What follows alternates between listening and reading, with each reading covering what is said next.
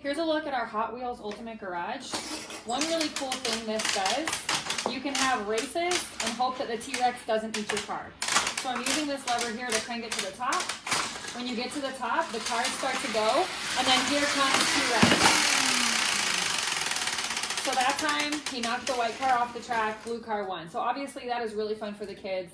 All of these slots here, this is part of the garage, and there are different garage spaces here. So you can actually park up to 100 Hot Wheels on this. We only have like 7, so you don't have to have that many to utilize the toy in a really fun way.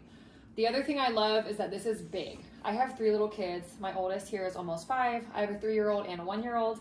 This is almost 3 feet tall. It's a little over 3 feet tall. So what that means is all of my little kids can find a corner to play on this, and they can use one toy at the same time, which almost never happens.